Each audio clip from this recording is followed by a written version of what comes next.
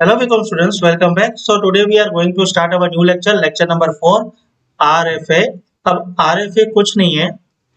अगर एक कंपनी अपने एम्प्लॉय को रहने के लिए मकान दे रही है, एम्प्लॉय ले लो या एम्प्लॉयर बोल दो, कंपनी बोल दो या एम्प्लॉयर बोल दो, वो अगर अपने एम्प्लॉय को रहने के लिए मकान दे रही है, ठीक है, तो वो चीज एम्प्लॉय के हैंड्स में टैक्सेबल होगी और वो चीज हम सैलरी में इंक्लूड करेंगे, ऐसा इनकम टैक्स डिपार्टमेंट बोलता है। ठीक है, और ये भी आपके सैलरी में काउंट होगा, ऐसा इनकम टैक्स डिपार्टमेंट बोलता है। अब कितना होगा उसका वैल्यू निकालना पड़ेगा। आप ऐसे तो नहीं दिखा सकते कि एक मकान मुझे रहने के लिए दिया है, तो वो तो यही बोलेंगे अगर दिया है तो उसका वैल्यू कितना। तो वो वैल्यू निकालने का एक मेथड है और वो मेथड हम यहाँ पे सीखने वाले हैं।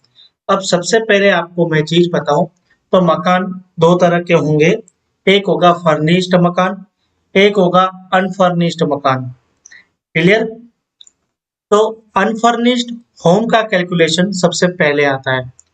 अगर आप फर्निश्ड अकोमोडेशन का भी अगर कैलकुलेशन करोगे तो उससे पहले आपको अनफर्निश्ड निकालना पड़ेगा। ओके, तो अनफर्निश्ड कैलकुलेशन कैसे रहेगा वो मैं आपको यहाँ पे सिखा रहा हूँ। तो टोटल दो तरह के एम्प्लॉय होते हैं।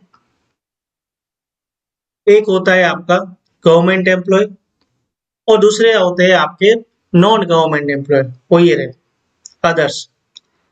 तो जो गवर्नमेंट एम्प्लॉय है उसके हैंड्स में आरएफए मतलब रेंट फ्री अकोमोडेशन। अगर कोई गवर्नमेंट एम्प्लॉय मीन्स के सपोज करो एसबीआई को ले लेते हैं, एसबीआई ने अपने एम्प्लॉयज को रहने के लिए मकान दिया, तो एम्प्लॉयज के हाथ में कितना टैक्सेबल होगा वो डिसाइड करेंगी गवर्नमेंट। वहां पे कोई भी बीच में नहीं आएगा, ना तो ये कैलकुलेशन आएगी। और या तो कोई लाइसेंस फी आरबीआई डिसाइड करेगी जो इनकी होती है।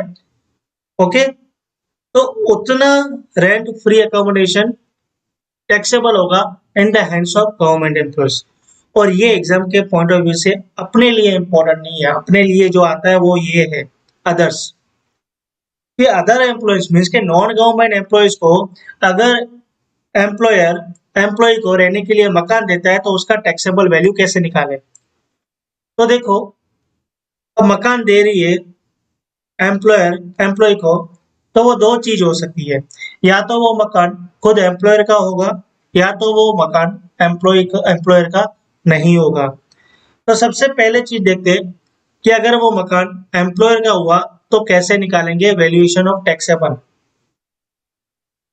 अब यहाँ पे आप देख रहे हो कि 31 अगस्त तक इस तरह से कैलकुलेशन मुझे करना है और 1/9/2023 से मुझे इस तरह से कैलकुलेशन करना है।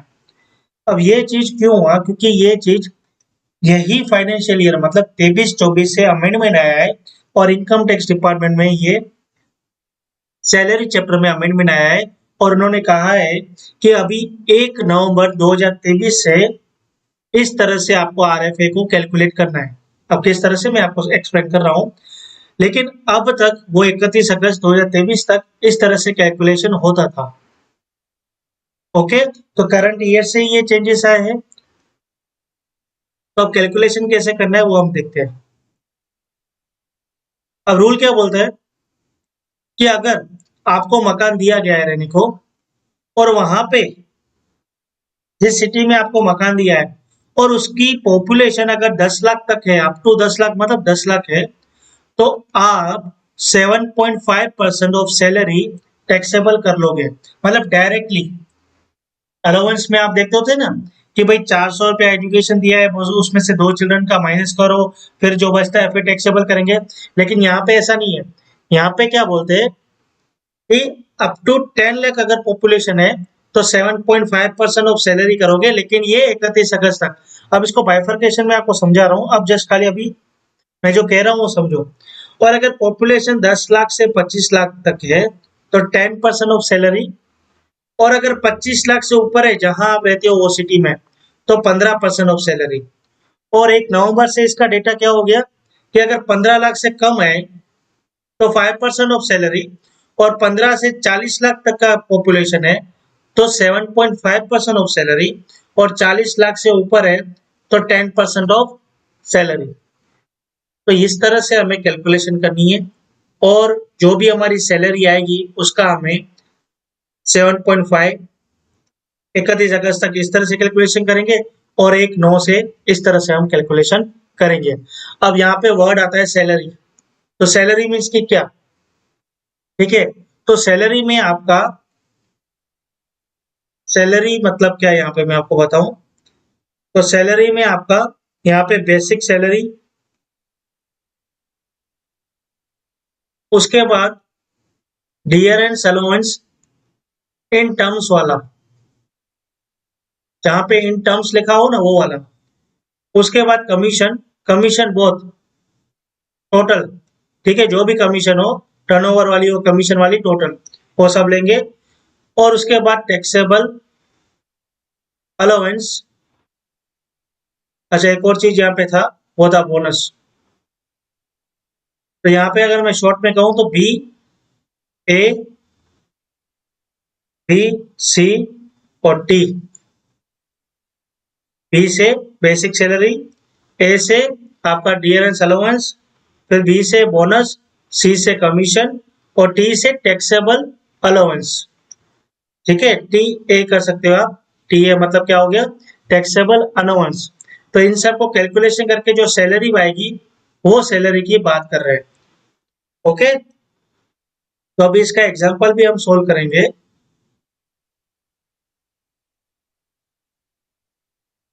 और अगर एम्प्लॉयर का घर नहीं हुआ तो किस तरह से कैलकुलेशन होगा। सेम 31 अगस्त तक ऐसे कैलकुलेशन करना है, और 1/9/23 से इस तरह से कैलकुलेशन करना है। विच एवर इज लोअर, दोनों में विच एवर इज लोअर लेना है। सबसे पहले 50% ऑफ सैलरी, या लीज रेंट पेड मतलब जो भाड़ा दिया वो, या तो 15% ऑफ सैलरी, जो लोअर होगा वो हम टैक्सेबल कर लेंगे। ठीक है, 1/9/23 से भी हम इस तरह से कैलकुलेट करेंगे, या तो 10% ऑफ सैलरी, या तो लीज रेंट पेड। 1/9/23 से यहाँ पे जो सैलरी का परसेंटेज है वो सिर्फ 15 से 10 हो गया, बाकी लीज रेंट पेड तो वही का वही है। और इसमें से जो लोअर होगा वो टैक्सेबल हो जाएगा in the hands of employ. Clear, तो आपको इतना समझ में आया होगा आरएफए कैसे कैलकुलेट करना है। अब हम करेंगे इसका इलिस्ट्रेशन। तो इसके रिलेटेड इलिस्ट्रेशन 11 है, अब यहाँ पे देख लेते हैं। Shri Banu Prasad serves as the head of sales department of a company. The detail about his remuneration in the financial year 23-24, basic salary 4,32,000 थी, बोनस 24,000 था, कमीशन 95,000 है, ये इग्नोर कर दो क्योंकि हमें टोटल ही लेना है। डियरेंस अलाउंस जो दिया है आपको 48,000 है। अब ये नॉट कंसिडर्ड है, मतलब कि ये इन टर्म्स में ही हुआ, तो इसको मुझे काउंट नहीं करना सैलरी में। एजुकेशन अलाउंस दिया है, और company has provided him a rent free accommodation, और 72,000 उसका एनुअल फेयर है। और the population of the city भी दिया है इन्होंने 20 लाख रुपीज। तो देखो ये क्वेश्चन से पहले तो मुझे चीज पता चली, फोर्थ पॉइंट वो है डीए, जो इनफॉर्म पार्ट नहीं है, मतलब इन टर्म्स वाला पार्ट नहीं है, तो इसको मैं कैलकुलेट नहीं करूंगा। सेकंड थिंग, जो ये अलाउंस है, एजुकेशन अलाउंस, ये टोटल मुझे 15,600 दिया है, तो सबसे पहले तो मुझे टैक्सेबल अलाउंस कितना आएगा वो निकालना पड़ेगा। और कंपनी ने जो आरएफए दिया है, मतलब रेंट पे घर दिया है, उसका एनुअल फेयर रेंट 72,000 है। क्लियर, तो ये तो काउंट होगा ही नहीं क्योंकि इसका कोई मतलब ही नहीं है, इसका कोई मतलब ही नहीं है। और यहाँ पे कोई भी ऐसा पॉइंट नहीं बोला है कि ये कंपनी का घर है कि नहीं है। तो अगर इन्होंने नहीं बोला है, अच्छा इन्होंने बोला है rent free accommodation owned by the company, owned by the company बोला है, मतलब बढ़िया बात है। ओन्ड बाय द कंपनी है तो ये तो एनुअल फेयर रेंट का कोई मीनिंग ही नहीं होता है, तो इसको यहाँ से निकाल देते हैं, कोई मतलब ही नहीं है इसका। अब आते हैं हम यहाँ पे कैलकुलेशन करते हैं आरएफए का किस तरह से होगा। तो सबसे पहले आपका यहाँ पे बेसिक सैलरी कितना था, 4,32,000 था। बेसिक सैलरी कितना था आपका, 4,32,000, ये रहा। उसके बाद बोनस लिख लेते हैं 24,000, उसके बाद कमीशन 95,000।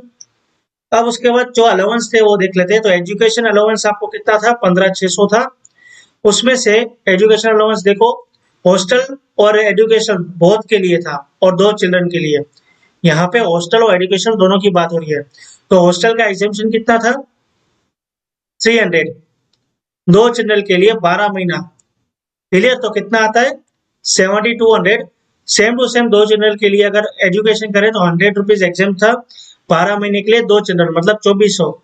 तो टोटल कितना? 15600 में से 2400 और 7200 माइनस हो गया, मतलब 2400 7200 कितना? 9600। तो 15600 में से 9600 माइनस हो गया, तो 6000 आपका क्या है? Taxable allowance. तो 6000 ये रहा आपका टैक्सेबल अलाउंस। तो ये टोटल सैलरी कितनी हो गई? 5,57,000। अब यहाँ पे हम निकालेंगे वैल्यूएशन ऑफ पर ऑफ अनफर्निश्ड अकोमोडेशन। क्लियर? और पॉपुलेशन कितना है? 20 लाख रुपीज है। तो मैंने आपको समझाया था अगर 20 लाख रुपीज का पॉपुलेशन है तो हमको 31 अगस्त 23 तक 10% ऑफ सैलरी लेंगे और 1/9 के बाद हम 7.5% ऑफ सैलरी लेंगे। क्लियर? तो चलिए आ जाते हैं for first 5 month previous year 23 तो 10% ऑफ सैलरी। तो 5,57,000 मल्टीप्लाई 10% और मल्टीप्लाई 5 महीना डिवाइड बाय 12 तो आपका आया 23,208। इसी तरह से बाकी 7 महीनों के लिए 7.5% और वो भी 7 डिवाइड बाय 12 मतलब 7 महीनों के लिए। तो 24369। तो आपका टैक्सेबल आरएफए कितना आया? 47,577। क्लियर? तो यहाँ पे आपका आरएफए कैसे निकलता है और इसके साथ हमने इलस्ट्रेशन भी कंप्लीट किया। अब हम नेक्स्ट लेक्चर में करेंगे मोटर कार का एक इलस्ट्रेशन और मोटर कार का किस तरह से कैलकुलेशन होता है वो सीखेंगे। तो मिलते हैं नेक्स्ट लेक्चर में, तब तक के लिए बाय।